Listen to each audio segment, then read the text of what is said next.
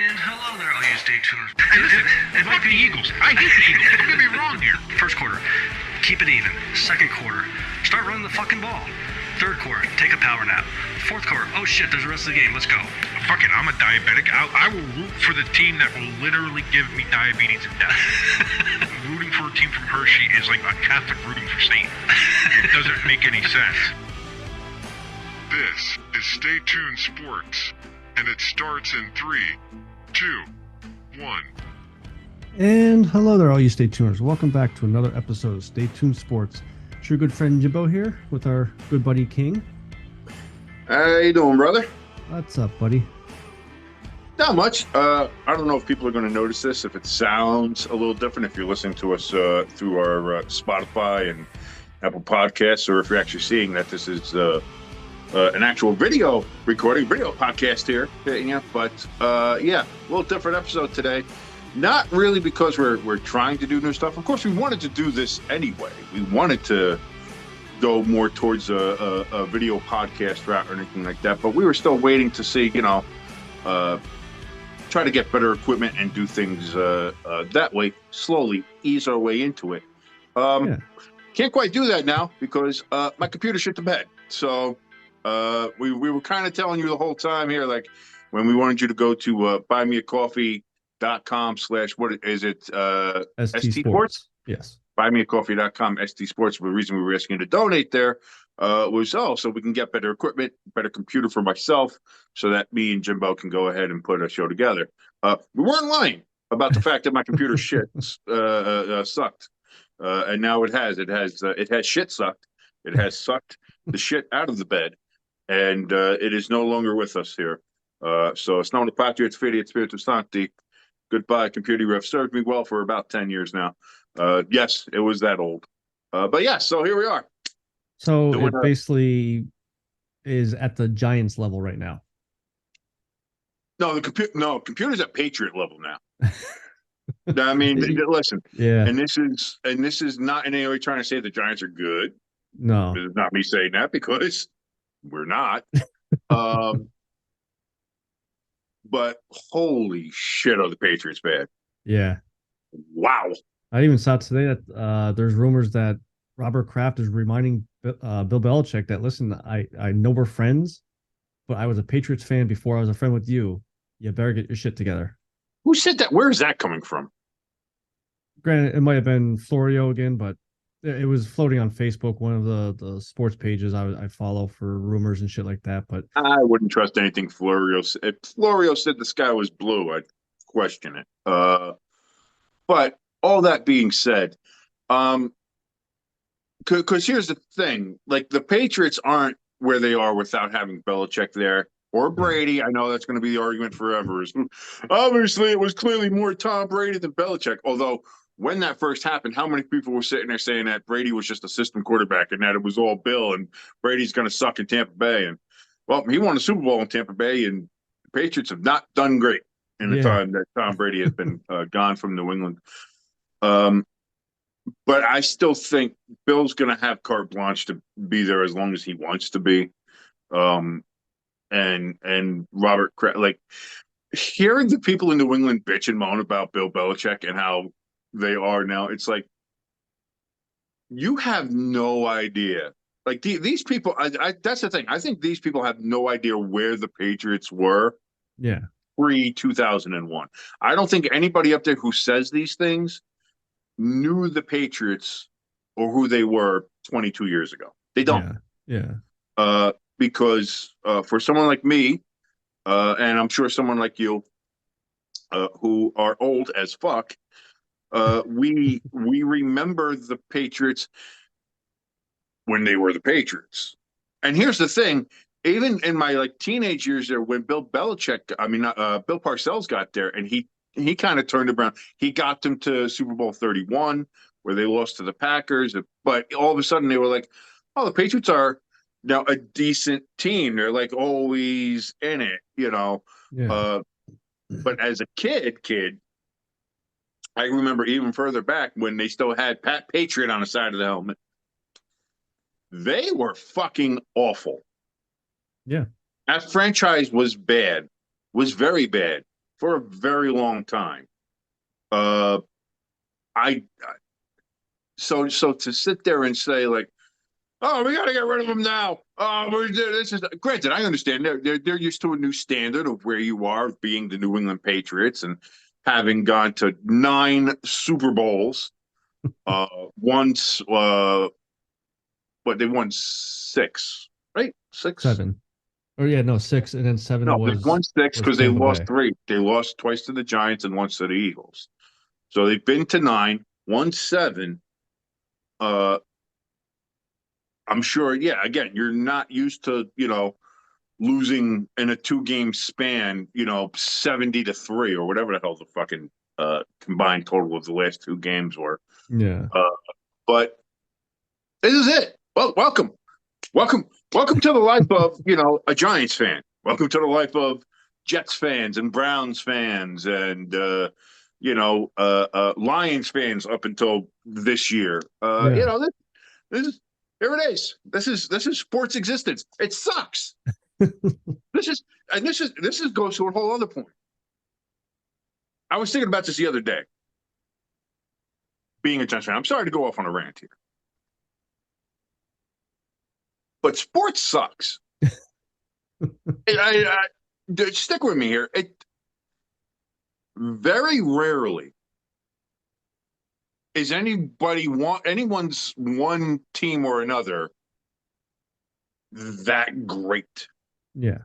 You know what I'm saying? Like it's like something like what the Patriots have is unprecedented. Yeah. There are times where you can have half a decade or even a decade-long time where a team can win 2 or 3 championships. Think about the Lakers in basketball, the Celtics, things like that. Hockey had the Penguins, the Red Wings, and before that, the Devils in the late '90s and early 2000s. Which I was able to witness that, which I was very lucky for that. But for the most part, people will get 1 or 2 years, good years, really like, oh, good years. And then there's a shit ton of bad years. Yeah. Or mediocre years for the majority of the time that you're watching sports. And that's what, I was stopped and think, I was like, of my time of being a Giants fan, which started when I was a kid before I can even remember until now. Yeah. I think so. I'm 42. Let's say, yeah. Let's take that. Let's take 42 years. In 42 years since 1981, I've witnessed maybe 10 complete good to great New York Giants seasons. Okay. I have. Really, 1986 was one. I remember that. I was 5 years old. I have vague memories of it. Phil Simms, Joe Morris. They went to the Super Bowl one against Denver in Super Bowl 21. 91 wasn't really a great year, but I remember Phil Simms got hurt in Tampa Bay, and Jeff Stutler came in, and I remember that game in San Francisco for the NFC Championship game. Matt Barr kicks the winner, all that kind of stuff, beating the Bills in Super Bowl 25. I remember that. All the Super Bowl years, and even in some of the years where we were good, but we lost. Yeah. Overall, I'm talking about that's 8 to 10 good years in my entire time of being a Giants fan. That's a horrible percentage. No, it is. Of being a fan. Now, I mean, let's take that and let's take it to you being an Eagles fan. Yeah. You said you kind of got into it maybe a little bit later, but even so, the Eagles had that great run in the early 2000s where they went to 4 or 5 straight NFC Championship games. You went to 1 Super Bowl. You didn't win that, but the Eagles were really good in that time frame. But I mean, if you ask Eagles fans in general, there have been good years. There's even been some great years, but outside of the 1 Super Bowl you won in 2017, the season that you had last year, and those early 2000s years with Andy Reid. It was rough. When's the great? That's what I'm saying. There's a lot of lean years in those Philadelphia years. Yeah.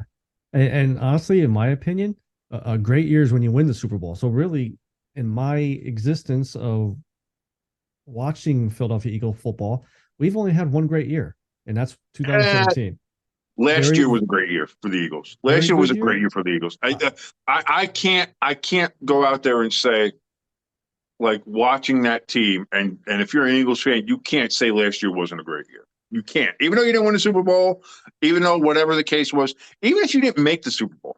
Like, that's the other thing too. Like, I think in that aspect, I think of San Francisco. yeah, Like, San Francisco over the last 5 or 6 years, they've had great years. They've had 5 or 6 great years. yeah, They have. They've only made it to one Super Bowl. They lost, unfortunately, to the Chiefs. I think that was the Chiefs' first one. yeah, So they lost that. But they have consistently been like that team. Like, if you want to get to the Super Bowl, you're going to have to beat the 49ers. And that's been that way for a good almost 5 years, 6 years now for the Niners. That's a great run. yeah, They don't have any championships to show for it. And I guess that is a frustrating part if you're a Niners fan. But every year you're going into the season like, we got a squad, we got a team, we can fucking do something here. yeah, Um, I go to my Giants. We won the Super Bowl in the 2011 season, which was incredible. Hell of a run. Did a great job. Beat the Patriots again. That was great. And then after that, the fucking wheels came off. Like, yeah. we haven't been able to consistently beat we haven't won a division. First of all, we have not won a division. We didn't win a division that year. But like, we haven't won a division since I think 2008 or Yeah, 2010 maybe. yeah. So I think Because they that said was like 10 or so years it's been us in Dallas. uh it's flip flop between you and Dallas and Washington had Washington one was or in two the, in there. yeah, Even Washington's won one or two. yeah, The Giants, I think because that year after the 20 when the Giants beat the Patriots the first time when they busted up their undefeated season, that 2008 season, the Giants were great that year. yeah, I think we were 13-3 or something. We had won a division. Uh, we had the bye, and we had the divisional playoffs there against the Eagles, and you guys came in and fucking destroyed us. We didn't have a chance, and that's what I mean. Like, that was a great season. yeah. Ended shitty, but it was a great season. The Giants haven't had that. Like, last year was a surprise season. Wasn't that great? No, We were what, 9-7-1, just sneaking into the playoffs, things like that. Like, it was good. yeah, And like I said, a surprise, and to get a surprise playoff win. Oh my God, we actually got a playoff win. Like, yeah, but it wasn't. I wouldn't call that a great season by any stretch of the imagination. And then you have going into this year, you're like, oh, maybe could do something. We'll see it. Maybe we build upon it. Nope, nope, nope, nope, nope. yeah. I mean, you did get another surprise season. We're back to Joe Judge and Ben McAdoo here. Not that I'm saying that I think Daboll is the reason why this team is like this. If anything, I think it's the general manager. Yeah, I think it's 100%. ownership. I think it's that we didn't add it. The Giants didn't add anything this whole off season. That's a whole argument for a whole different time or anything like that. But Yeah, it got me thinking about like how few good seasons we as sports fans actually experience, yet we come back. And the only thing I can think is we're crackheads. Being a sports fanatic, being a fan of teams, like coming back and watching every season, just doing all that, we're addicted to crack. The crack being sports in this case. we're Dave Chappelle meme. Got any more of that crack? Yeah, you feel like that. You feel like Tyrone the crackhead from Chappelle Show. You do. And I just started thinking about that. I was like, because that's it. The NFL season starts coming. You get the itch a little bit. It's like, oh, what do we got this year? What do you hope? You undying hope. You're looking at games, and it's like, yeah, we could beat the Cowboys. You look at that. Oh, the Niners. That'll be a tough game. I don't know. Maybe we'll get that or not. Oh, yeah. Dolphins. The Dolphins. Oh, they added some pieces, but we should be able to take care of the Dolphins this year. Like that. Bills. Oh, that's a Dayball revenge game. We're not going to screw it up that way. And now here we are, 5-6 weeks into the season, and we're like, got a bad batch because this is not what I wanted. This is Yeah. terrible. Every week, but the thing is, we know it's going to hurt. We know watching every week is going to be, oh Jesus Christ, no, oh why can't they protect Daniel Jones? Why is Evan Neal on the field? Oh, you know that Yeah. going into the games, and yet we fucking watch every week. And We're still watching cheer. it, and we're still there. It's Yeah. like we enjoy the misery. And that's what I mean. I'm speaking it from a Giants fan standpoint, and being a Giants fan, as old as I am, I got to at least experience Super Bowl wins. I got to experience good to great seasons. I've gotten to experience that. When you think about being a Jets fan, when you think about being a Browns fan, when you think about being a Lions fan, like the Lions experiencing what they're getting to experience this year, and I know it's only 5 weeks in, let's not get too excited. Yeah. But when was the last time anybody considered the Lions to be a favorite in anything? You have to go way And back now to here Barry they are. Sanders. Not even then. Not even then. It was Barry Sanders was a great player on a shitty team. Yeah. That was it. The last time the Lions won a playoff game, I think, was his third year in the league, second or third, 91, when they went to the NFC Championship game and got crushed by the Redskins. Yeah. That's the last time I think the Lions were I even remember, close to sniffing success. well, the year that Sanders hit the 2,000-yard mark, they actually played Philly in the first round, probably the wild card round or whatever. And they were Right. favored because Barry Sanders, he's supposed to run all over us. And I'll never forget, we held them to like 6 yards rushing or something, and we beat them. Right, but that was the start of that Eagles run That was, when no, you that had was, Andy Reid. that was Andy Rhodes or Ray Rhodes. Was that Ray Rhodes? Okay, Ray but that Rhodes, was still, but Ronnie that was Pete. around that time. That was Yeah. around. It's still that mid Couple- late '90s. Yeah. Getting around that time, you had the pieces there. You had some of the pieces there anyway, and it was Yeah. getting to that. That's what I mean. It's like it was the start of that Eagles run. Yeah. The Lions never had that. They Yeah. really didn't. As much as they might have gone into a play, oh, the Lions made the playoffs, yeah, but they didn't win a division. They were never a division winner outside of that '91 season, where everybody was terrible. That's when I think they still had Don Majkowski there in Green Bay, the Magic Man, Yeah. Don Majkowski. If anybody remembers that, and if you don't, I feel even older than shit right now.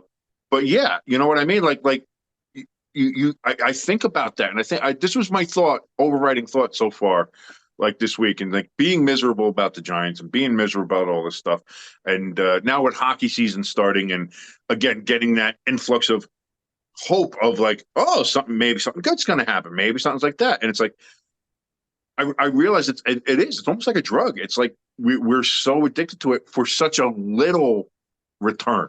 Yeah. Like for the most part, we don't get the joy of winning all the time, of seeing our team be successful all the time, of seeing all that kind of stuff. Like it's very rare for any one fan at one time to see and feel the success of that. And that's goes back to my Patriots point of there's a generation or 2 generations now of Patriot fans that don't know what it's like to be a real sports fan. They don't get it, because even on years where the Patriots weren't didn't make the Super Bowl or anything like that, which is their standard for having a good year. Yeah. Oh, we didn't even make the Super Bowl this year. We only made it to the AFC Championship game. What a shitty year. Okay. Even if that didn't happen, the Red Sox were winning a World Series. Yeah. The Bruins were in the Stanley Cup Finals or winning the Stanley Cup, or the Celtics were winning, or the Boston and New England, that whole area, the last 20 years has had such a charmed life when it comes to sports fans and sports fandom. Welcome back to fucking reality, guys. Welcome back to the rest of us. It's been a long time coming. It's kind of like the Simpsons meme of Homer sitting on the couch going, Come join us. Come Here we join are. us. We've missed you guys. I've missed you. Time to slap Pat the Patriot back on that old helmet. Go back to those throwback ones because it's going to start looking like that a little bit. It's that time. It's that time because back to the original point of this whole thing before I went off on a 20-minute rant here. Patriots suck. They are Yeah. bad. And you know what? Like, I didn't realize how bad they were. Hit the controller. How bad they were until I saw I think it was CBS, their power rankings. And I wanted to see where the Giants were on the list there. I'm thinking, Right. I've watched enough of the Giants games to realize there's a shit ton of problems with your team. We are bad. Very bad. And I think they actually had you guys at like 20, 22 around that area. No, we can't be that high. And the Patriots were dead last. We can't. The Giants cannot be that high. Let me see. The Giants are not the 22nd best team in the NFL. I will say that right now. If I was putting the Giants somewhere on the list of NFL teams right now, I would put them 30th. I think the only two teams right now that are worse than the Giants that the Giants would have an opportunity to beat would be the Patriots and the Panthers. Oh. That's the only two. CBS has them at 30. The Giants at 30. Patriots They at do have 29. okay, I was going to say, there's no way the Giants were 22. There was no way we were 22. Maybe it was Florio again. Maybe Florio put them at 22. Maybe, but again, Florio doesn't know what the fuck he's talking about. Especially when he wants the NFL to penalize horse callers with an on-act touchdown. He wants that. Dumbass. He wants to get rid of kickoffs. He wants to like he's an asshole. Let's just put it out that way. It makes sense that he does a show with Chris Sims, since we all know how I feel about Mr. Christopher Sims. I was gonna say, who's dumber, Florio or Sims? Sims, by far. Yeah, by far. At least Florio has like a doctorate or something, or he has like a law degree, or I don't know. He's got some like Florio's not a stupid man. He's just not a smart football guy. Like I'm not gonna insult him and say like, oh, he's fucking stupid. No, he's smart. Yeah. Just not when it comes to football or the NFL or his takes. Like those are pretty goddamn stupid. Yeah. But overall, I think he's a smart gentleman. Like he could probably quote law to me and shit like that. Like I'd be like, I don't know. I don't know what anybody's talking about, but okay. Yeah. Chris Sims is a fucking moron. Head to toe, top to bottom, he's a silver spoon in the mouth, fucking absolute dumbass. Has been his whole life. He only ever got anywhere in his life because of his last name and who his father was. Yeah. Listen,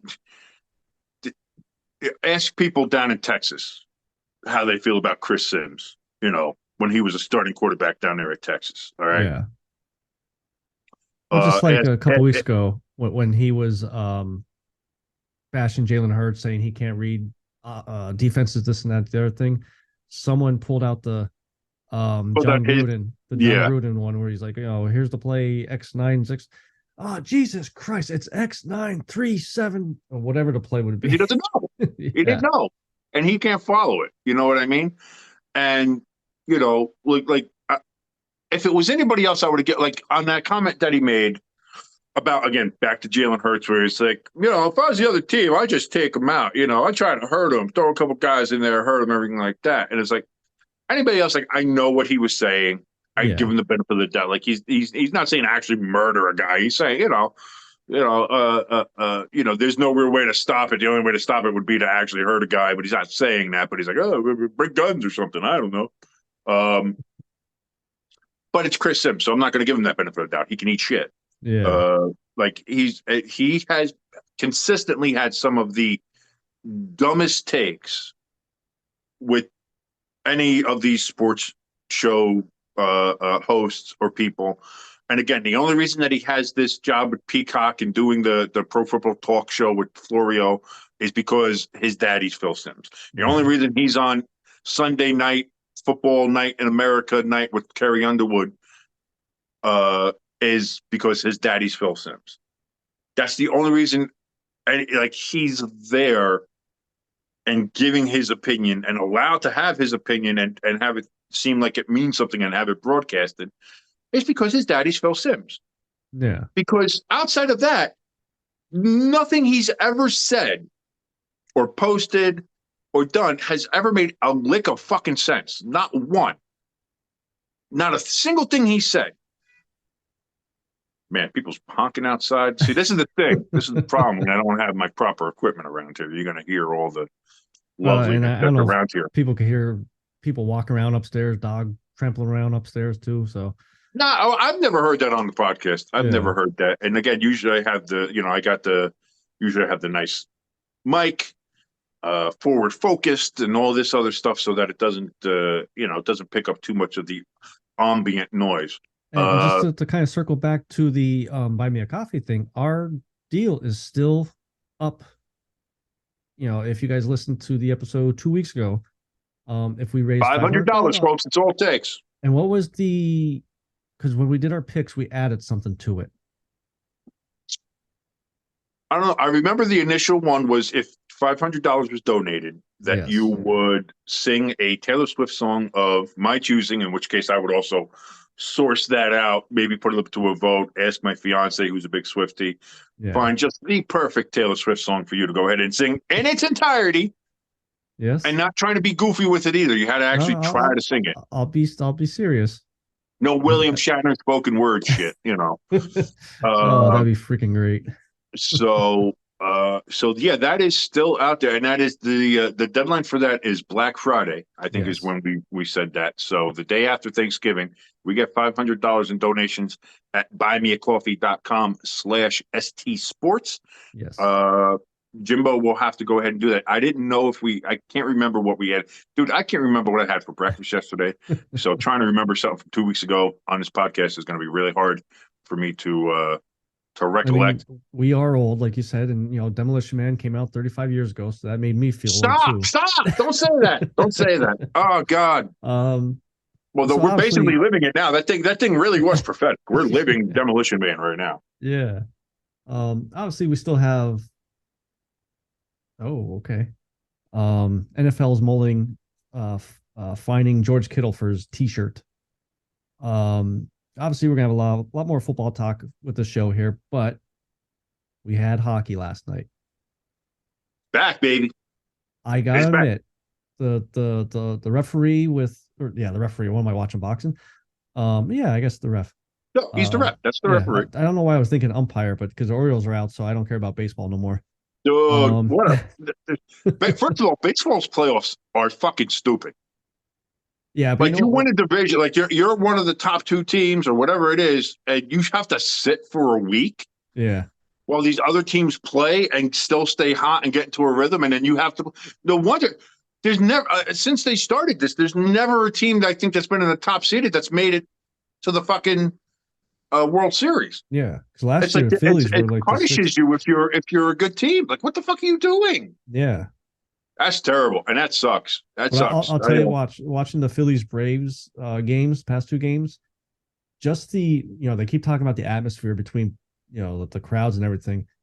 Just those games, just with the crowds, were actually getting me into the game, and it's hard to get into a baseball game watching it. But so I'll be rooting for the Phillies. So getting back to hockey here, that was a cool moment between the ref at center ice with the puck drop with Sidney Crosby and I'm going to pronounce his name wrong. Connor. Well, I could say Bedard. Connor Bedard. I don't know why I thought there was like an N in there or something like that. No, Bedard. It's not Bedard. It's Bedard. Somebody better start buying steaks for that kid if he wants to stay up there because he is small as shit with those guys. He's small, and Sid he didn't win one face-off that he had. Granted, the kid's 18 years old. He's 18, but you're also going up there against Sidney. But Sid was like that when he first got up too. When he was Sid the kid, when he was literally an 18-year-old kid with Pittsburgh, which I remember when he came up, which is again shows you how old I am. He was the same way. He was a small, skinny little kid from juniors. Yeah. Who made it up was going to be the next big thing. Oh, let's see if this kid pans out. Turned out he panned out pretty well. Um, but I think that was a cool little feature that the NHL did. Having your Stanley Cup champions raising their banner at 11 o'clock at night, Not cool. maybe not. Maybe Yeah. that's not the best way to go about it. I know they're on the West Coast, everything like that. Maybe find a different way. Also, having the very first game of the year start at 5:30 in the afternoon. Is that when it started? Yes, Because I turned it on when it was like, I think halfway through second period. It was like 7:30. It was 7 o'clock when I turned the game on, and they Tampa were Bay and playing. Nashville was the first game. Yeah, And I was like, the fuck they still what are they playing for? I thought the game came on 7:30, and then the 8 o'clock game comes on, and you could pick which game you want to watch. But even that game, holy shit, talk about no defense. dude, that was first of all hell of a way to start. Again, Yeah. bad time to do it, but the NHL can't get out of their own way when it comes to trying to promote the sport. So, I mean, I'm not surprised they take one step forward and 5 steps back when they Yeah. do shit. But hell of a game, fun game to watch if you're into it for the goals and for the speed and for things like that. Couldn't start off better than that Tampa Bay and Nashville game. Then you have Pittsburgh and Chicago there. Chicago winning surprisingly. Yeah. My mind and a lot of people's minds, honestly. 4-2, and then Nashville, not Nashville, Vegas with pretty cool ceremony. I love everything Vegas does. What was Everybody, it? all the other hockey purists can sit there and fucking wring their hands and clutch their pearls and be like, real hockey. You're terrible. I didn't come here to say something to life. Shut the fuck up. Vegas. I thought it was cool having a fucking slot machine pull to have. That's where the banner comes. I thought it was cool. Yeah, Yeah, they had I a didn't big. see it. I had to get up early, so They had, they had their usual stuff. Where they, the knight come out, and pull a sword from a stone, which was wet for some reason. That was kind of weird. It looked very juicy. I take that from what you will. And then they do that, and then they skate out with the cup, and the cup's there, and they put the cup down. And then Mark Stone goes over. They had set up towards the entrance there like a big giant slot machine. okay. And he pulls it, and it's got like the Vegas logo, the NHL logo, and the Stanley Cup, and it lands on Stanley Cup, and it makes all the coin clanging noises, and then out of the top of that came the Stanley Cup banner. Oh, okay. It was sharp. It was cool. Took it straight up. Yeah, took it all the way. Took it that's up. cool, Like yeah. like they do. Like it was a sharp fucking ceremony. It was Yeah. really like I'd expect nothing less from Baker. So that was really cool. They end up winning. I still love Seattle's uniforms. Those things are beautiful. Yeah. But yeah, great night for hockey. Great night of opening hockey. Devils open tonight, the night that we're recording this, which is on Wednesday. So the Devils open their season tonight, I believe.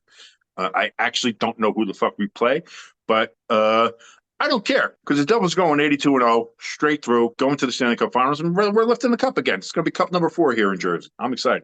I'm glad you got that positivity back in you now, because once they lose that first game, I expect a full blown back. They just signed into an extension. I'm gonna be like, fire that motherfucker. I just saw that. I made sure to write down when I was waiting for you to sign on. I'm like, oh, here we go, multi-year extension. As far as I go with the Flyers, because I think we open the same night as you guys. I'm not having high hopes. I mean, obviously, we're in a full rebuild here. There's a lot. This is year 9 of a full rebuild for the Flyers. Yeah. Well, the past couple years were semi-builds. This year, I feel like it's a legit full rebuild. I'm more excited to see like 2 or 3 players. Forrester, I heard a lot of big things, coming out. Bobby Brink was another one, and I want to see how Cam York, who was up with us last year as a rookie, played okay, but maybe I'm hoping that extra year now is going to help him out. I'm wondering if the Flyers can have a year like the Devils did last year. Again, the Devils going into last year, the Devils had a lot of pieces. Yeah. But I wasn't expecting a lot. That's why last year was a very surprising sports year for me with how well the Giants did and then how well the Devils did. They were the 3rd best team in the NFL, in the NHL last year. That was a huge surprise year. for me when it came to that. So I'm wondering if the Flyers can have something like that too, where they have the pieces certain there. Again, your goaltending is. I mean, again, this has been a thing for the Flyers for the last 40 years. Yeah. Is their goaltending, and outside of those, the 80s, the mid 80s time where you had Ron Hextall in his prime, goaltending for Philly has been an issue. Yeah. And it always seems to be the Flyers never have that solid, consistent goaltending. And we're still there, because you still have Hart there. I think this is a make or break for him. Is this going to be the year? Because again, he's been injured a few times now. I mean, this is year 5, year 6 of him being there. He's not a kid anymore. This isn't a young, it's not a young, scrappy kid trying to do something. It's like he's an established veteran, but I mean, you got to do something at some point. You have to be solid. And again, the problem with him has always been not between the pipes, but between the ears. Yeah. Is whether or not he's got the mental fortitude. I wonder how much to have a consistently good year. I wonder how much the whole Canada scandal thing that's still going on is affecting him, because supposedly the team Team Canada or the juniors play for Canada. Yeah, the whole the sexual assault stuff. thing. Yeah, supposedly he's involved with it. I wonder how much that is affecting him. I think didn't a lot of that get settled now? From what I understand, I don't know how much of that is still in the courts up in Canada. Yeah. Or what's going on. Again, that the entire Hockey Canada thing is between those accusations of sexual assault, between the apparent sexual assault happening between coaches and administrators and players. There's a lot of heinous things that have been coming out about Hockey Canada from top to bottom. And I mean, you have people in Canada where hockey is king talking about dismantling the whole thing and rebuilding it from the ground up. That seems to be how bad it is. So I don't know. I don't know if that has an effect on him or not, or anything of that nature.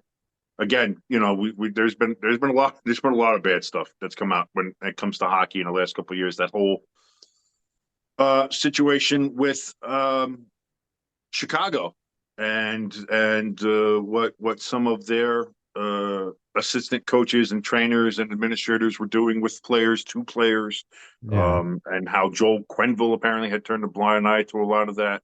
A lot of the stuff coming out about Mike Babcock, which Columbus, against all judgment, decided to hire him in the offseason to be their coach. And then it turns out like he was getting players to hand their phones over to him. Yeah. So he could run through their picture galleries to see all their private photos and messages and things like that, doing like really weird, creepy shit. I mean, that is just weird. Like, if you're, I don't want to say it. I don't want to. No, but that's the point. And thanks to Paul Bissonnette, anybody who watches the Spittin' Chicklets and knows from Paul, I've known Paul since he was playing up in Wilkes-Barre, Scranton with the Baby Pens, where he was a great fighter, hockey player. I mean, even he'll tell you, but man, he could throw the mitts. But he's been pretty adamant about Babcock and the stories that players, and there's been plenty of others too. Mike Commodore being one of the big ones, who has been and knows directly what Babcock does to players, has said to players, has treated players. And this was just another one of those kind of just like, this is creepy. Yeah. Like, it's not just like there was no reason for it. It wasn't anything to do on the ice. It was, let me look through your pictures. Well, I want to see what you did over the summer vacation. What? Yeah. What are you? I know. Like at first, and so it was. As soon as that came out, and then more of the players from Columbus came out and was like, yeah, no, he did that, and it was weird. It was a creepy kind of weird thing. So then they finally had to fire him and let him go. Again, which is, why did you fucking hire him in the first place when you know he does that shit? So that's another Blue Jackets kind of move there. But yeah, hockey has not had a great couple of years when it comes to this stuff. Yeah. Hopefully this is getting changed, especially up there in Hockey Canada. The NHL seems to be very proactive in trying to stop and stamp a lot of this stuff out. Again, this thing that's happened in Columbus, though, shows that there still seems to be a bit of an old boys network where it's like they're still going to hire people and have people come in no matter what happens, even if it is Mike Babcock, who is known to do this weird shit. I don't know, but it was a good opening night for the NHL. we'll look at it that way. And tonight it continues. The Devils play here on Wednesday. We'll see how they do going on into the season. But the Devils are a lot of people's dark horse this year. This year, a lot of people are like, what's a surprise team you think can make it to the finals or win the cup? And people are like, Devils are on the short list of teams that people think can make it to the cup. Okay. And that's a weird feeling because we haven't been there in a while. We haven't been there in about 20 years. And actually, really, you only had last year. You only had one good year. That was it. We had one good year last year. Yeah. But again, we were the third best team in the NHL. Yeah. And we have some great talent. Yeah. And we have great pieces. And we'll see how we're doing on goaltending. Again, Vitek was good in the regular season, and he kind of shit the bed in the postseason. Akira Schmidt was very good, kind of came out of nowhere there in the postseason and saved our series against the Rangers. We'll see where the goaltending is, if they're able to build off that, who's going to be the number one, how we're working on it. I think going into the season, I believe Akira Schmidt is going to be the starter. So we'll see. I'm hopeful. I'm optimistic. But I mean, you have people calling for Jack Hughes to win the Hart. You have Wayne Gretzky coming out and saying Jack Hughes is going to be like the next big guy for the next 10, 15 years. When you got Wayne Gretzky, the guy who called the Devils a Mickey Mouse organization back in the day, saying that a New Jersey Devils player is going to be the guy in the NHL for the next 10, 15 years. Yeah. That's a pretty good testament for the talent that the Devils have and have on their team. So we put everything together, we do well, and if Lindy Ruff doesn't fuck it up, I think the Devils got a real good shot this year to make some noise and build off of last year, which again, building off of last year, we were the number 3 team in the NHL last year. To build off that, I mean, what are we going to be? The number 1 team? I'd rather not. I don't want to win the President's Cup. I don't want to win the President's Trophy. That thing is cursed. Like, if that thing starts coming out, it's like, don't want it, don't want it, don't want it. I think the last team that actually won with it was, I think the Red Wings did in sometime in the 90s, I want to say. I don't think any of the 2000s ones they did. But I remember the 94, the Rangers won it, and they got both. But because that was it. In 94, the number 1 team was the Rangers, and right behind them, number 2 was the Devils. And that Eastern Conference Finals still, to my mind, is the best hockey series that's ever been. Yeah. And even though the Devils lost it, that was a hell of a goddamn series back in the day. And was fun. But we'll see. So hockey season's getting ready to go. I feel excited for that. We still have to deal with football season. Well, you're happy with football season. You're fine. See, here's the thing. The past 2 weeks, I couldn't enjoy the Eagles' wins. Notre Dame has just gutted me. I mean, the Ohio State loss, yeah, that sucked. It was a good game. It was, in my mind, it was there's no such thing as a good loss, but it's as good as a loss as you could have. Yeah. But then to watch us do what we did against Louisville, I turned off, I think, halfway through the fourth quarter.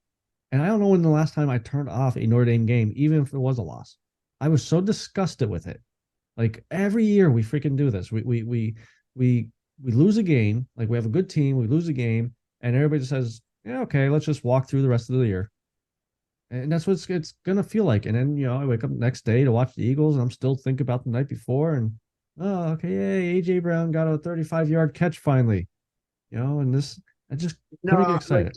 I don't know if I'm just able to compartmentalize and and do that. Like that loss against Louisville,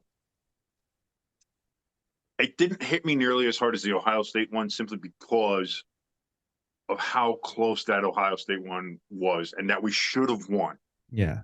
and that Notre Dame should have won. We should have held on. We should have had that game, and we just kind of let it go. That Louisville game felt like we were actually never in it. Yeah. It literally felt like, and I know, it's an old cliche, and a lot of people say, no, nobody really does that, da da da. It felt like we were looking forward to USC.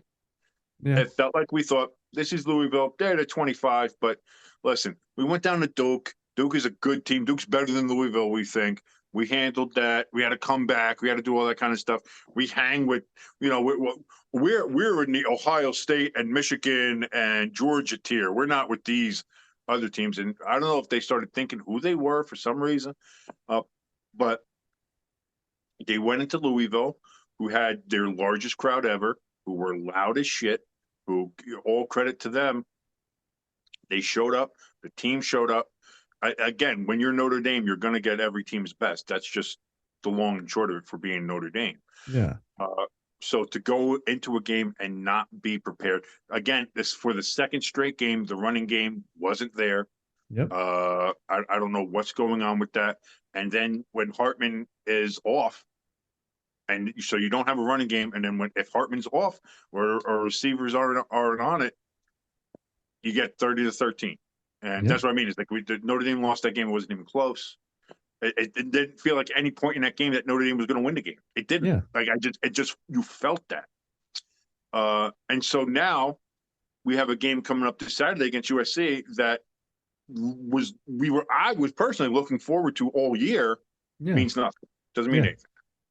So what if we beat USC? USC is, we're not beating USC is not going to get us into the playoff picture. Yeah. Your No, two losses is not getting it. 2 losses, you're done. yeah. You kissed that Maybe if goodbye. this was the 12-team field, next year, maybe Yeah. we're still alive for the playoffs. Now we're not. Yeah. And it shows I think what are we 21, 22 I think you said 21. in the rankings. So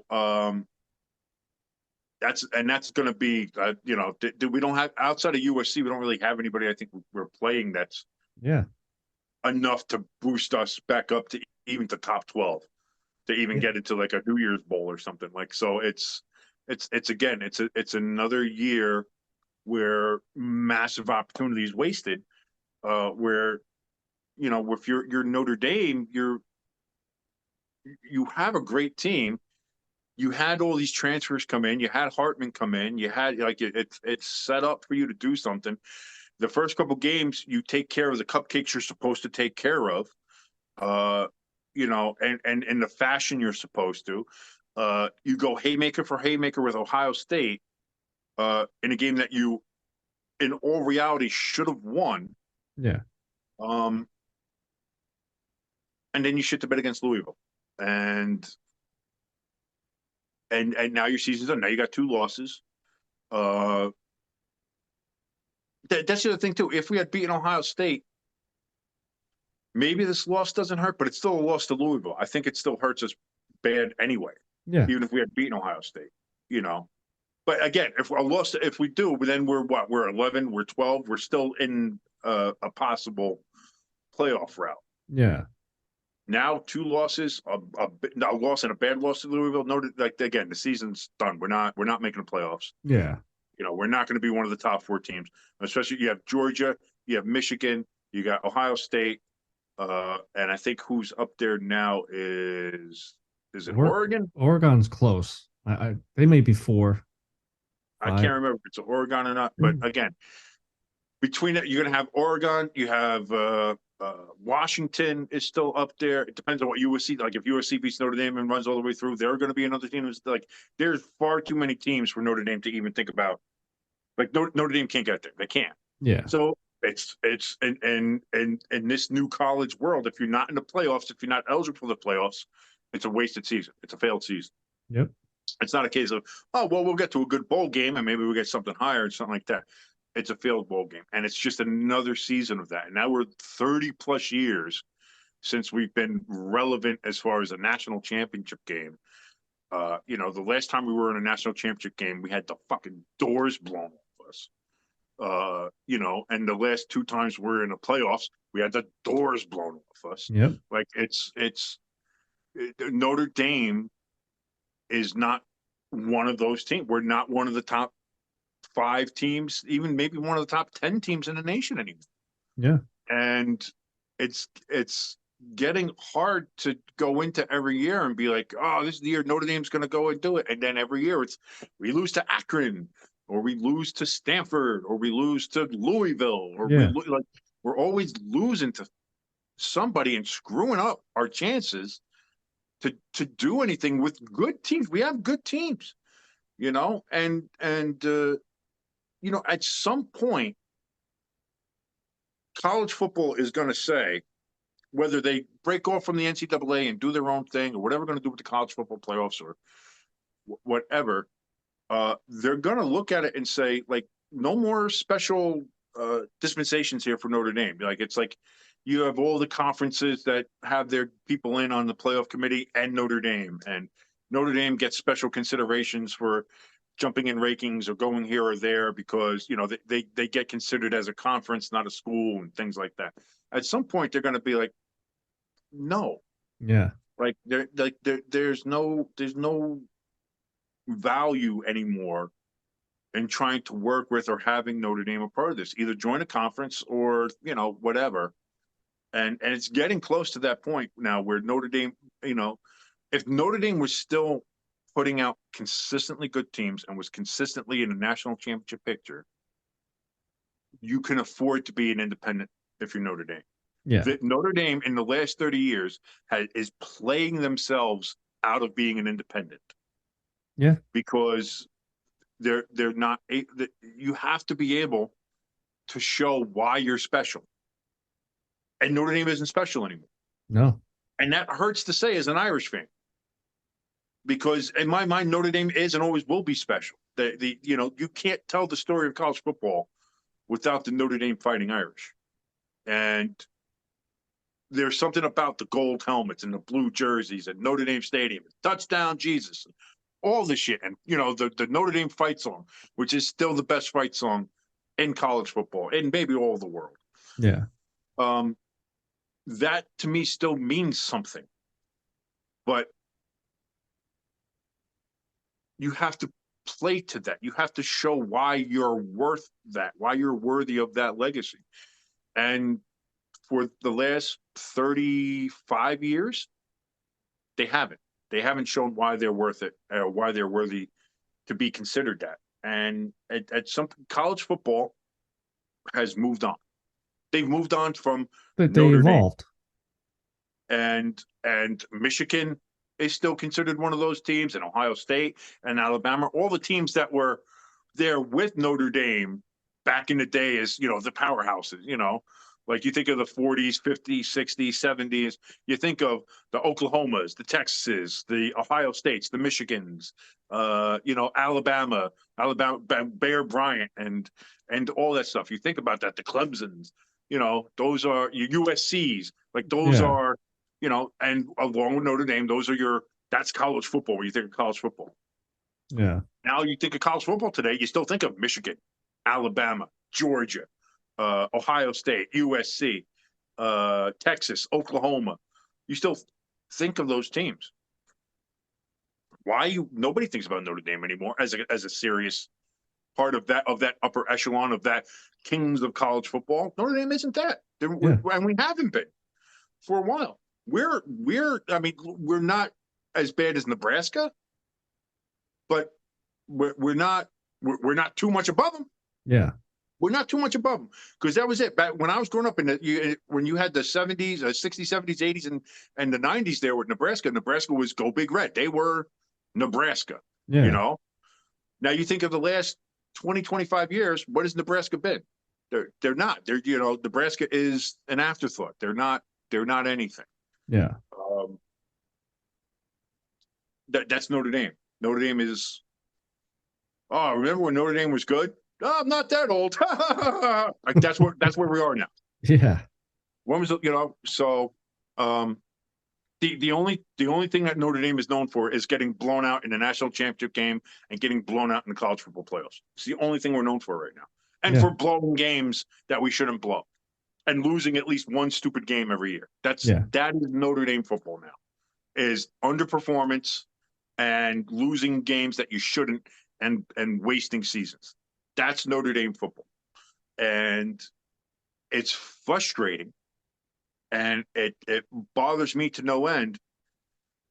But next September, I'll be there with my Notre Dame hat on and cheering and cheer for old Notre Dame. I'm going to be there. As the tears are rolling down your eyes, knowing what's about to happen. As we go back to the beginning of the show here, I'm a Notre Dame crackhead. Just feed it into my vein and let's go because that's what it is. That's simply what it is. So thanks for making me depressed, Jimbo. Hey, you got Devils hockey tonight. I mean, by the way, I don't think it's tonight. I think it's Thursday night, isn't it? Oh no, that's right. I can't remember. I think the Wednesday night Devils are rivalry. tonight. Yeah, no, you're right. It's tonight. Who are we playing? Notre Dame? No. No, I'm saying the Devils. I'm saying Devils are playing Notre Dame. I'll try and be funny. No, well, you failed miserably. Like most of the time. Yeah. Let's see here. Come on. There we go. Well, you saw the Devils are playing tonight. It should have the opponent who they're playing. Normally, I would look it up on my phone, but that's what I'm using to do the podcast. No, they're playing tomorrow night, October 12th. Oh, are they? I could have sworn they were playing tonight. All right, well. They're playing the Red Wings, and the Flyers are playing the Blue Jackets. Okay, so actually, I think the Flyers should win that game. I mean, with no head coach. Well, they got it. They do have a head coach. I mean, they got a cardboard cutout. And the Devils, the Red Wings, I think, are still in very much a rebuilding mode. So I think the Devils should win that. But we'll see. I'm excited. I'm excited to see what we do. I could have sworn it was tonight, though. Damn.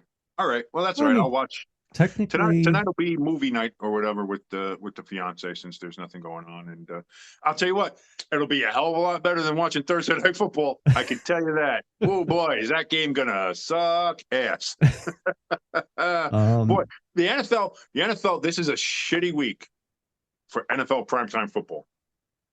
Well, I mean, anytime that the Broncos are playing, it's a shitty game. You have Thursday night, which is Kansas City and Denver. You have Sunday night, which is Buffalo against the Giants. Holy shit. I'm just saying, maybe the Giants could pull out a win. As long as they bench Evan Neal.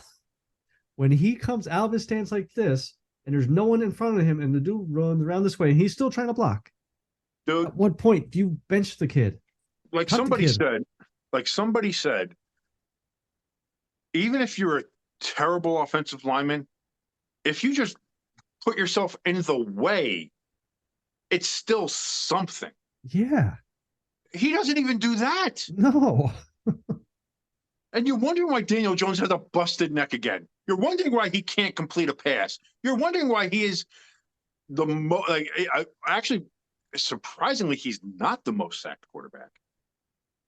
Did I send you that picture of Daniel Jones and Andrew Luck through his first? Yes, you did. He's been sacked far more times than Andrew Luck. Yeah. But this season, I think it is. Who is it? Is it CJ Stroud? I think CJ Stroud's been sacked more. Who was it? I think it was one. Yeah, I think it was one of the rookies. It might have been Stroud. I remember hearing it. I think it was one of the rookies. Yeah, where they've been sacked more. And it's like, but the funny thing is with that though is Houston's offensive line is still rated higher than the Giants, which just goes to show that Daniel Jones is doing his damnedest to not get sacked as many times as he has been. But you talk about he got sacked 7 times in that game against Miami. He got sacked 11 times. What was that, by San Francisco? Yeah. Like he's just being murdered every play. And that's the thing. Like somebody, an Eagle fan friend of mine, Mike DiNicola, you know him from Yeah. Twitter, X, whatever. He even made a couple comments of just like, you know, he's an Eagles fan, diehard Eagles fan, hates the Giants, everything like that. He's like, say what you want about Daniel Jones, but the one thing you can never question the fact is that he's an absolute warrior. Yeah. Knowing that he's going to go out there, knowing he's going to get murdered on every play, and he still goes out there. My thought is, which was brought up on a local sports show here, how long is it until like if you're Daniel Jones, do you just like one day just like, I can't.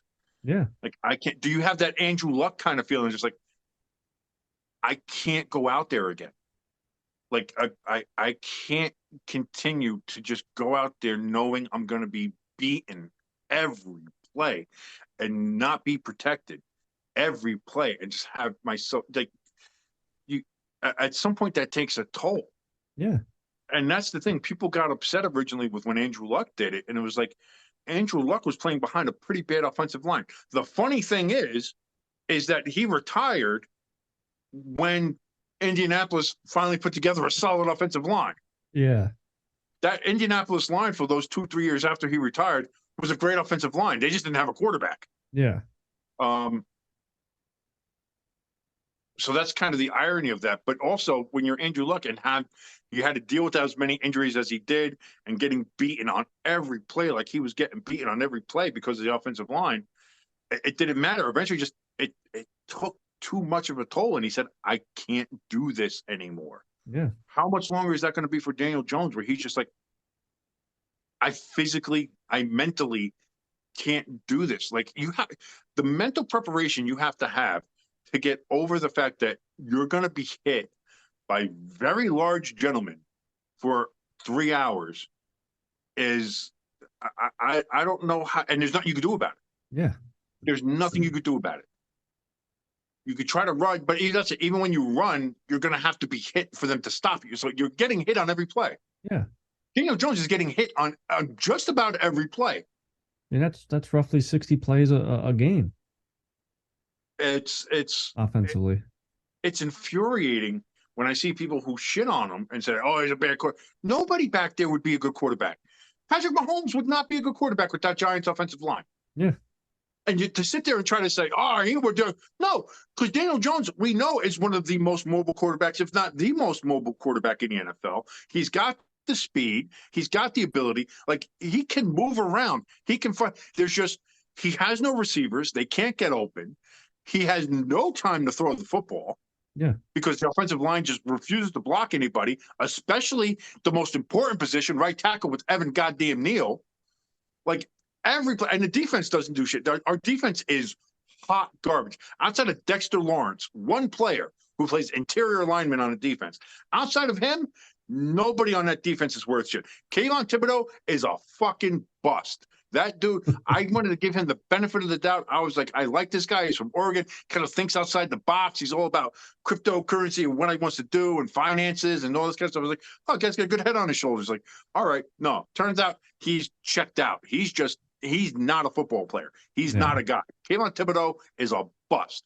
So we have a bust playing on our end. We have one good player on defense. Our secondary is ass.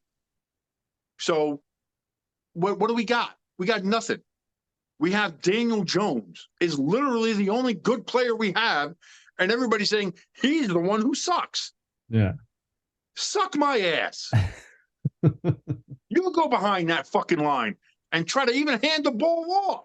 Yeah. You wouldn't survive. It's nonsense. It's nonsense. It's absolutely absurd. And now they got to go up to Buffalo, where they're going to get fucking murdered by an angry Bills team that had to go to London, got beat by the Jaguars on that fucking trip, basically on what was an experiment by the NFL. Yeah. So they're not happy.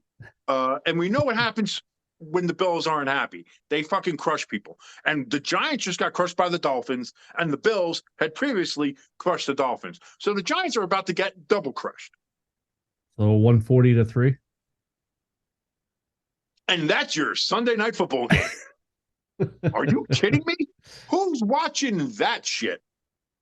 The people Not me. turn in for the like first quarter. Not me. I'm gonna be long drunk, maybe probably high. I'll maybe do a little bit of both. I might actually use one of my alcoholic beverages as a bong, get a little double action going there, something. But I can't. Well, I so can't deal with it. we'll make it short and sweet then. Before we go, do you want to pick the Thursday night game right now? Yeah, let's do that. Let's go ahead and pick our Thursday night game here. I mean, should I even look at the spread? We both know we're taking Kansas City. Yeah, there's not a chance in hell I'll take Denver at anything. That's no. So yeah, so I guess we're both taking Kansas City. What's And the those- spread? I want to know what the spread is. Okay. Uh,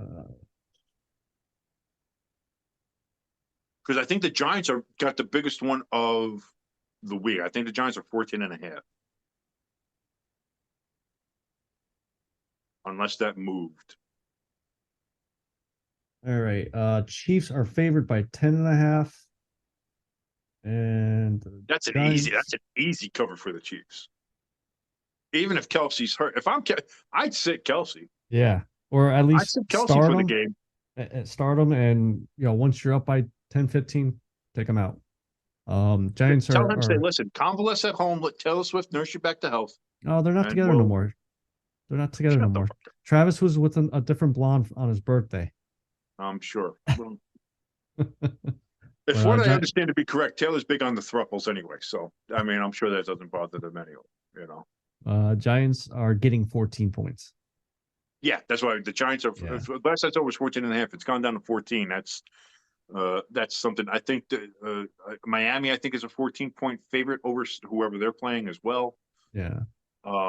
So the Giants are going to be either tied for or the biggest underdog of the week, and rightfully so. So for the Thursday night game, though, yes, I am taking the Kansas City Chiefs and giving the 10.5 points because I think they'll easily cover that.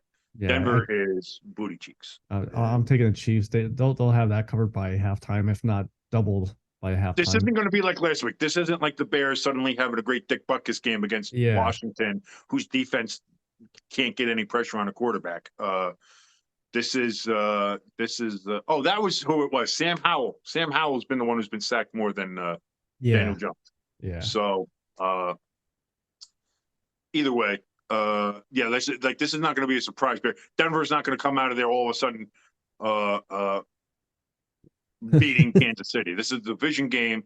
Kansas City's on a different level. And Russell Wilson has played himself out of a Hall of Fame career. He really has. And I'm surprised he's not benched yet. I thought he would have been benched like a week or two ago. Who do they have? They don't have anybody else there. They don't. But here's the thing: if you would have asked me 2 years ago, was Russell Wilson a Hall of Famer? I would have said absolutely first ballot. Yeah, I would agree. And now you ask me now if he's a Hall of Famer at all, and I'm saying I don't think so. I think he played himself out of the Hall of Fame. I've never quite seen that in my life where a player has played themselves out of the Hall of Fame. Yeah. Because what we're seeing now is that it wasn't coaching. It wasn't Nathaniel Hackett. It's him. Yeah. He's just not good. So then you got to think, man, that was Pete Carroll. Who was the guy that made the pass call at the Super Bowl too? Right. Which was, again, I think that might be his biggest regret.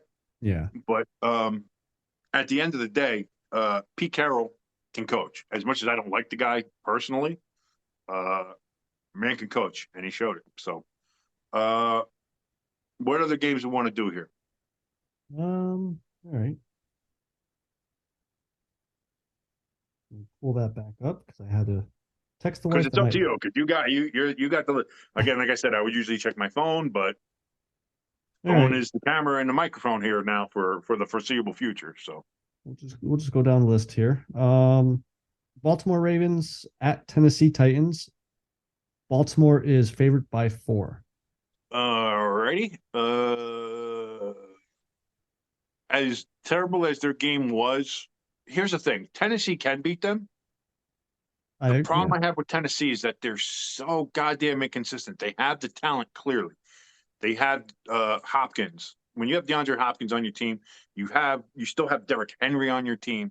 Like you have these abilities and these weapons, and Tennessee can, as we've seen, sometimes they can turn it on and they can play real great. And then they have games where most of the time where they just suck. They're too inconsistent for me to pick them. I think Baltimore is going to be working. Like they're going to make sure the receivers have stick 'em on their gloves to start catching some balls there. I think Baltimore comes into this game trying to prove something, a little bit angry. I'll take Baltimore. Okay. Baltimore -4. Yeah, I agree. Tennessee, until Tennessee could get the consistency down, it's going to be hard to pick them. I mean, obviously, depending on the spread here, but I mean, if it's like a 2-point spread, maybe I would be able to. But 4 points, that's 2 scores or one touchdown, obviously. I think Baltimore will have a little bit better game than they did last week. I watched a little bit of that game, and yeah, those receivers, it wasn't like they were bad throwing balls. You got to catch them. So I'm going with Baltimore. There were a couple of bad thrown balls. Like Lamar is not great. I'm going to put it out there. I don't buy into Lamar. I never really did. But so some of those balls were, I think, badly placed. That being said, you're an NFL receiver. You should be catching those balls. It's the old saying: if it touches your hands, if it touches your hands, catch it. And they certainly did not. So, and what's going to be our third game here? Okay, we got the 49ers at Cleveland Browns. I am surprised about this spread. 49ers, what's the spread on that one? 49ers are only favored by 6.5. That's that Cleveland defense. But you got and if Deshaun Watson plays, possibly a PJ Walker starting. What for Cleveland? Yeah. What, at quarterback? Yeah. They're not confident with that rookie that played last week, and they're not sure if Deshaun's going to play. Well, Deshaun's cleared. It's just whether he wants to play or not. Yeah. And that's the iffy thing with that too, which kind of rubs me the wrong way when it comes to Deshaun. Although I guess if you have $230 million guaranteed, what's the incentive?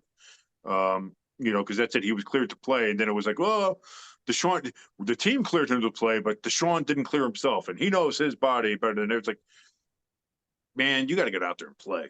Yeah. Like, and especially that was against Baltimore, a division rival where you have a chance to beat them at home. You're playing well.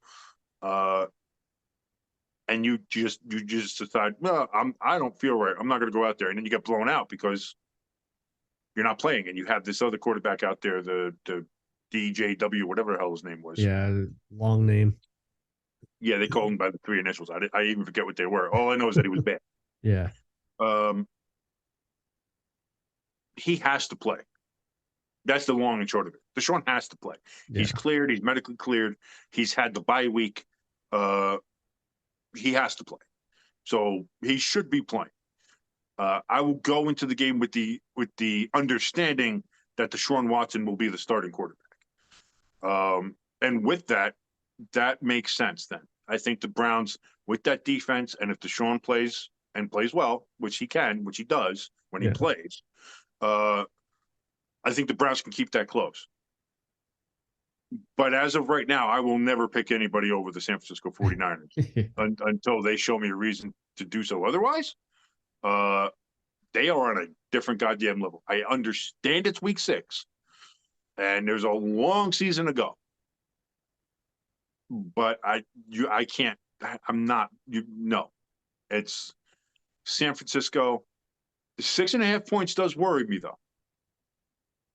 I think Cleveland can keep it close. I think they'll keep it closer than Dallas did. That's for sure. But I will go with San Francisco, and I will give the 6.5. I think San Francisco can. I think they might end up winning by a touchdown. So I'll give it to them. I'll go San Francisco. All right. I'm going San Fran too. I know you're real big on the Cleveland defense, have been for since the They start of are. the season. They're a great defense. They're Um, one of the NFL tops, man. I thought Dallas was a better defense than Cleveland, and obviously, no. San Fran made sure of that.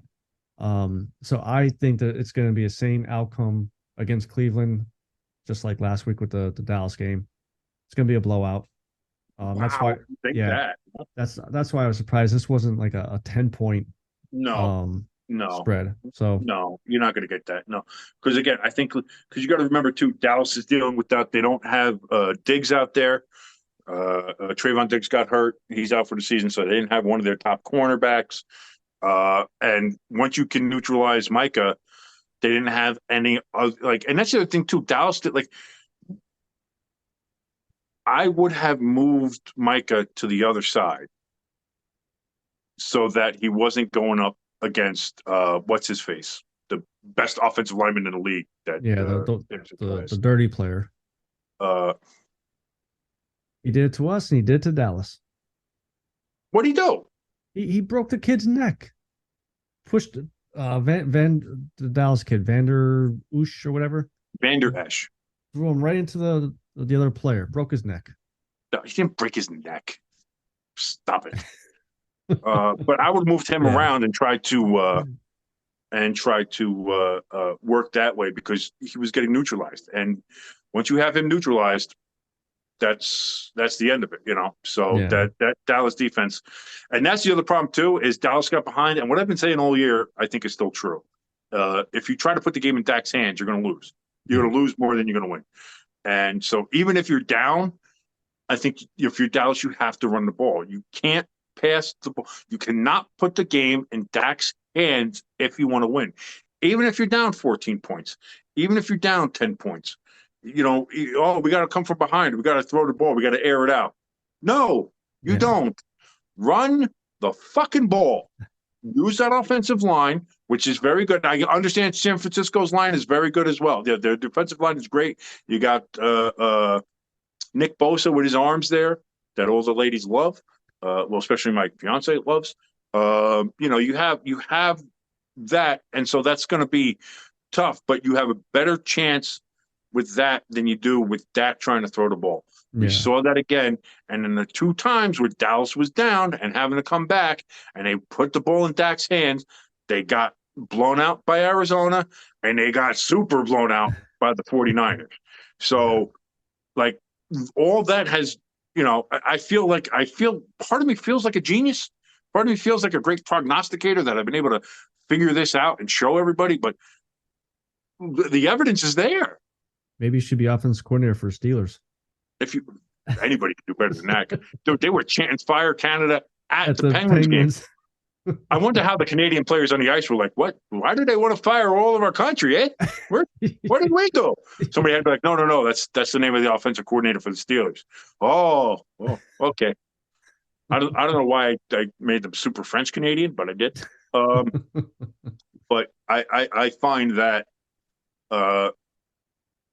the funniest part about that is on that game-winning touchdown pass from Pickett to Pickens that everybody celebrated and lost their mind except for Matt Canada. Yep. Because Pickett audible out of that play to go to a different play. Yeah. And so the one that scored wasn't Matt Canada's play, so he got upset. That tells you all you really need to know. Yeah. About Matt Canada. And I don't know, maybe something will happen, but you know what I know needs to happen, Jimbo? Us figure out the NFL. Well, I think everybody's still trying to do that. And maybe we just have to watch more film. Maybe we just have to watch more games. And maybe the best way to do that is just to start drinking more Dubby. I think that's what we need to do. We need to focus and drink more. See, look at you, Mr. Product Placement. Oh, you're good. You're so good. That's a good thing about having a video here is that we can kind of do that. I like that. Yeah. But that's their new flavor. What is it? It's an orange creamsicle flavor though, but they call it Cali O Cream. Ooh, that seems good. That seems something I would like to do. Yeah. because I do love a nice orange creamsicle, and they have so many other flavors. I like the Dub Sludge because that's got that apple. We're in fall right now. Yeah. I think the orange creamsicle would be better for summer for me. Right now, though, give me the Dub Sludge. But this is the point of what I'm trying to get to is football season. Again, me and Jimbo, we're trying to figure out what's going on. I'm pretty sure if you're watching this show, you're trying to figure out what the hell's going on in the NFL this year. You can do the best you can with Dubby. Dubby gives you the energy and the focus that you need to complete any task, what you're doing. If you're watching football film, if you're just gaming, if you're hanging around, just want more energy, Dubby is there and they got you. Best thing, no sugar. So you don't get that sugar jitters. You don't get the like you do with the other ones. You know which ones I'm talking about, the energy drinks out there. You're not going to get the jitters, and you're not going to get the crash that comes afterwards because they're so full of just, if you look at the amount of sugar, like look at the cans and look at the poundage of sugar that's in these things. Yeah. You don't have to worry about that with W. It doesn't have that. It also has neurofactor.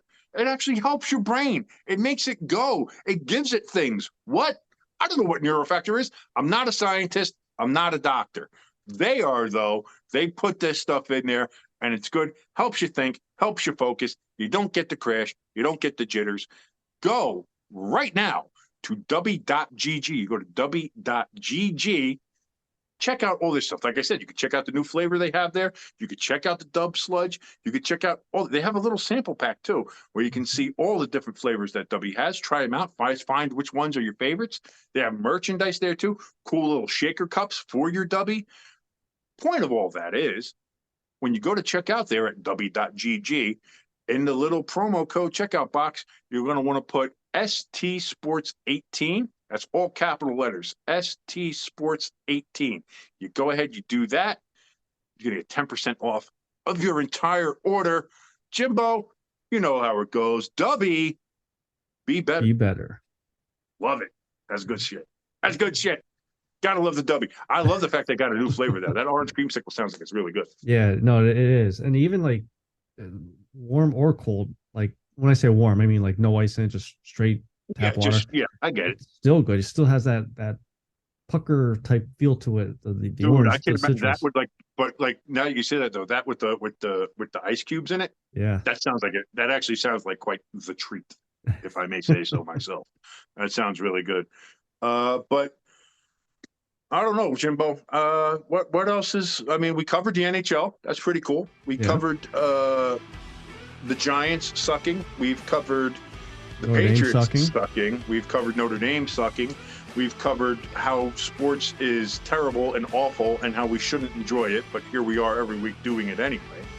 What else we got? We're very positive people when it comes to sports. We're super. Listen, anybody who knows me, the first thing they say, that King, super positive guy. He's always on the positive upswing.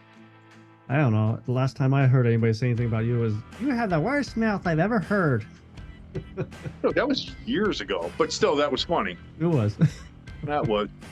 But I think I'm out of stuff today. How about you? Yeah, I'm out too. So till next week, it's your good friend Jimbo.